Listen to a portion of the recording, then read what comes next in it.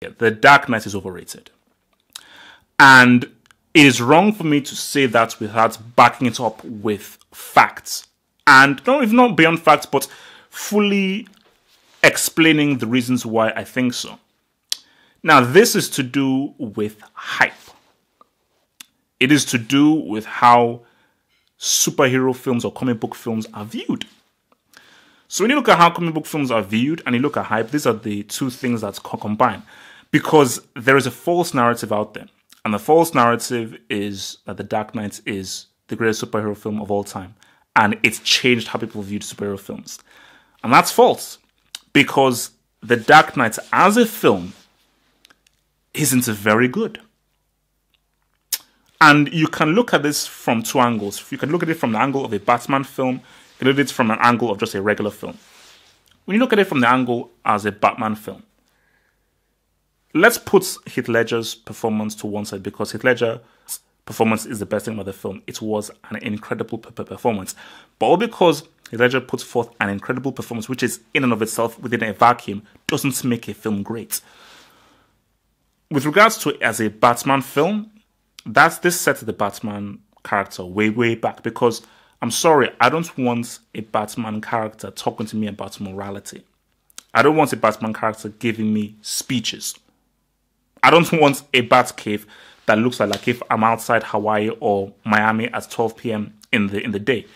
And when you look at the Batman character, how much was he really involved in this film? How much was he really involved in this story? How important was he to the story? How interesting was he to the story? And every single time that people talk about The Dark Knight and as a film, how do they ever talk about Batman, the character, or what Bruce Wayne or what Christian Bale did? And you can't have a film where you can't hear what the guy is saying. You'll be in a better jail forever. I remember leaving the IMAX of the showing of the film, and this group of people who loved the film said, "Man, I couldn't hear anything that dude was saying." You'll be in a better jail forever. The film, and there are scenes in the film where people don't understand what this guy says. You'll be in a better jail forever. So as far as the Batman character and how he was conceived in this, it was complete and utter crap. Now let's look at this as a film. You see, this Dark Knight film borrows from a lot of classic films that do what they do far better than what Dark Knight does it.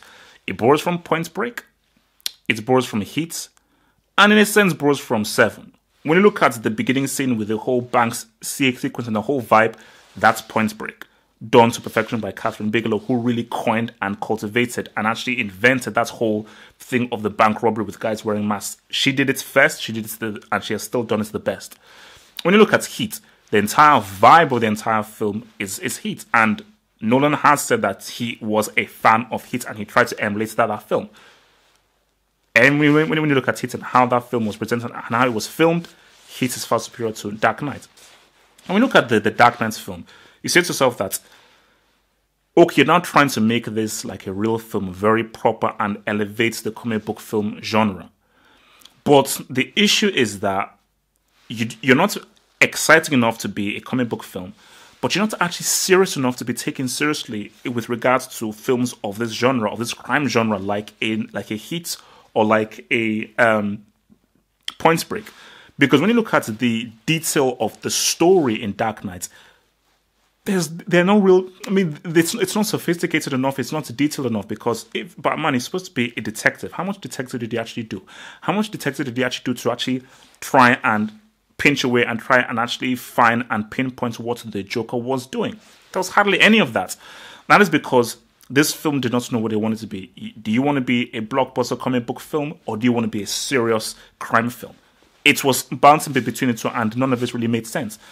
But the issue is that people are not looking at the film objectively.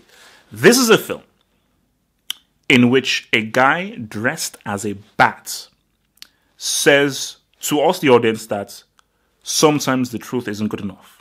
Sometimes people need to have their faith rewarded. This is a guy dressed as a bat who, because he's dressed as a bat because his family got killed and he thought that this is the way that I want to fight crime, by being dressed as a bat. In my view, objectively speaking, you're crazy. You're a psychopath, which is what Tim Burton understood with his Batman film, that no, anybody that does that is crazy and has a few screws loose. But this film is trying to say to me that is somehow normal. And I'm sorry, that doesn't make any logical sense. And this is the same film where Batman says, this city shows you that it's still full of people ready to believe in good. So again, it's like, in my view, that's cheesy. And you're making a character who should be dark. If we're thinking about this logically, who should be dark, slightly crazy, slightly psycho, you're making him a nobleman. And again, that doesn't make any sense. But overall, the thing about the film is that people are living within this hyperbole and this whole hype bubble. And the hype bubble is, my gosh, nobody did this film like others for the comic book film genre. You don't get points for attempting to do something. You get points for execution. And people are giving points to The Darkness because it's attempted to be a serious film. It's attempted to be a sprawling crime drama. But all because it's attempted to do it doesn't mean that it did it well. Because when you look at the writing of it and the detail of the story, it is far better than Dark Knight. When you look at Point Break, the detail of the story, the detail of the investigation, how it goes from the first act, second act, and third act, it's far better than the Dark Knight. But the issue with the Dark Knight is so much, you're trying to do so much stuff, trying to tick so many boxes of being a blockbuster, of being a crime drama, being a character study that you don't really master anything. Jack of all trades, master of none. And that is why it is false to call this the greatest comic book film of all time, or the greatest superhero film of all time. And if you're calling this the greatest superhero film of all time, surely the superhero has to be an important piece.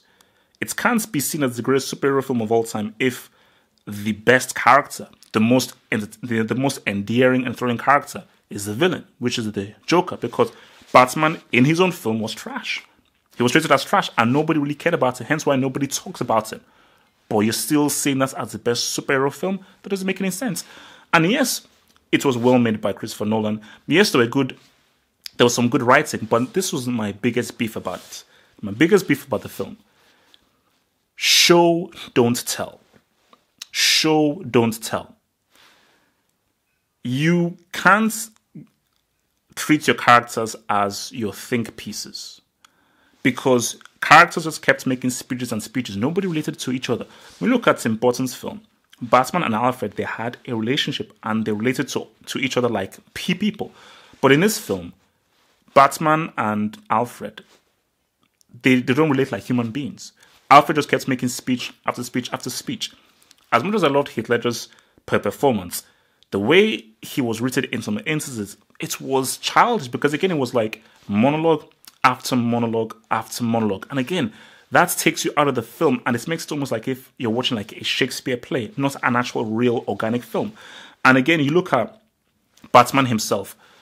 How is a guy dressed as a bat giving me a speech like I'm a 5-year-old about morality? Because sometimes truth isn't good enough. Sometimes people deserve more. That's not a film. That's not a proper film that I can take seriously or respect, where a guy dressed as a bat is trying to tell me about the virtues of being good and about morality. Sometimes people deserve to have their faith rewarded. Again, show, don't tell. A film or anybody who writes where your character is giving speeches and trying to explain the story to you, or trying to explain how good they are, trying to explain how good people are, trying to explain how good a city is, or trying to explain how evil they are or how crazy they are, sorry, that is not a very good film. That film is in fact pretentious. So guys, this is why The Dark Knight is overrated and it is false calling it the greatest superhero film of all time. It's because people were living in hype, and because it's a comic book film genre that people look down upon, people were not willing to take a step back and say, wait a minute, let us look at this objectively and put it up against other great crime films like a Seven, like a Heat, like a Point Break, and see how well does it hold up. And really, compared to those classic films, it really doesn't hold up. You'll be in a better jail forever.